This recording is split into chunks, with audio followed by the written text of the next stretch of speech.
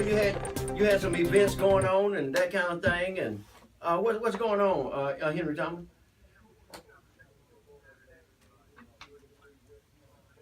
At Jefferson's restaurant right across from Bob White Rental. Okay. We're going to be making a proclamation and calling our community to unity. It's a call to unity, a call to unity.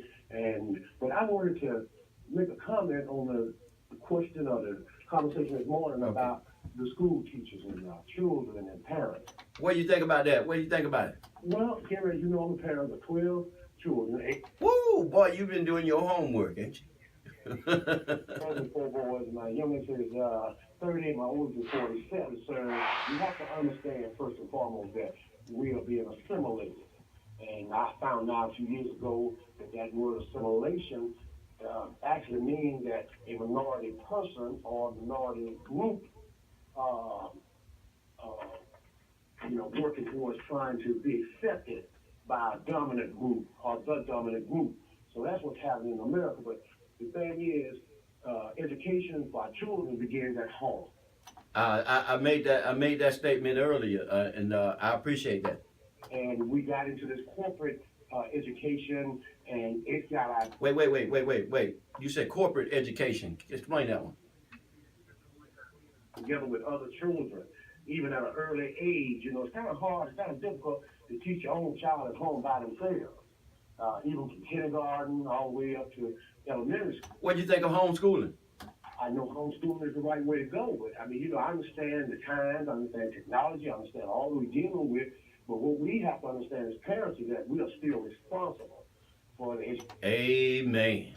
So what I'm saying to you is this: what we're going to be proposing tomorrow, as far as that portion of our mission, is that we get together. Sit down and discuss some things pertaining to our children as far as the African American community is concerned, and see what are we going to do about it. Now let me ask you another question. When it comes to behavior problems, sometimes behavior problems seems to be paramount in the education arena. How do we get to curtail that? Because right now, I think our children are rebelling something else. Yeah, I think it's a little bit deeper. But go ahead and just give us a synopsis. Building our lives or taking leadership. Okay, first and foremost. I mean, when you get to the root of what our children are really rebelling against is our lack as the adults, as parents, in taking leadership, in our homes, on our jobs, in our churches, and our local government, federal government, state government, federal government. So what are we gonna do about that? About our lack, Oh, again. That goes back to the fact that parents will have to begin to put more time in the education of their children at home, setting perimeters for discipline. See, when I sent my children to school, I went to the school, let the teachers knew who I was and what I understood about their job, and that I was giving them full authority, my authority, as long as my child was in that classroom, to take my role. Oh, no, that's good stuff. Yeah, that's the same. That's the same approach. That's the same approach I take. But right now, some teachers call the parents take up for the children. Say, you just don't like my son. That's our job as a community when those type of situations happen, is to address them or redress them, because they have a mechanism in place for that kind of stuff, even in the school system. Do you think there should be some kind of? Do you think there should be I just want to get in, if you let me in. Do you think there'd be some kind of coalition for what we might call a regression initiative or something? Because we James Allen said, oftentimes we want to change everything except ourselves. Can I get in right quick? Get in right quick. I want to say this. I agree with what Minister Thomas said, because it's like this. Whenever I had to go to the school and discuss anything about my children, I discuss it with the teachers. The teachers and myself. I never had my child in there when I'm discussing it, because if it was a disagreement, I want the teacher and myself to work it out, and the child don't know, because then you have where the child I start playing the parent against the teacher.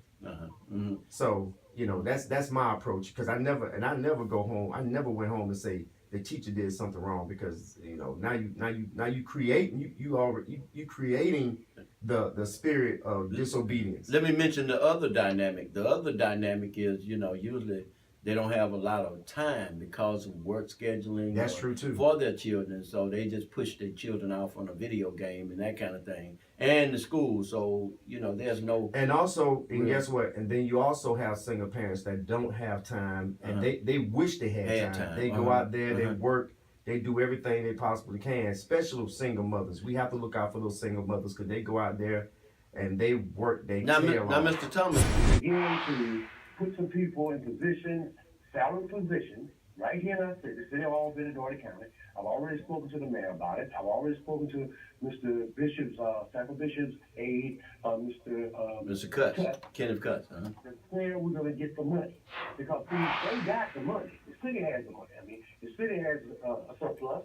But see, we have to organize, unify first of all, organize to be able to get some of that money. So we're going to educate, we're going to train some people, bring some people in from out of our city, around the state. We got people in our city. Now, when you say train some people, what kind of training? What do you think about? I just have to call a spade a spade. Sometimes the trainers are not trained.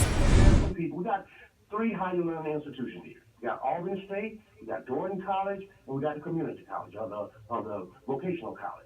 So now we have the facilities in place, and some people are already being trained in human development, and we need to keep some of them people here. The only way we can keep them here is to provide jobs for them.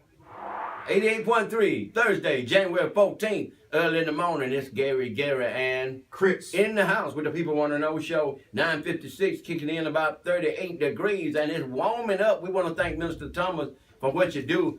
Just got some particulars that I always like to dig it out, because it's very important. Not only just the training, what kind of training we need. Right. We asked the question the other day about people are destroyed for lack of knowledge. What kind of knowledge do we like? We here, 88.3.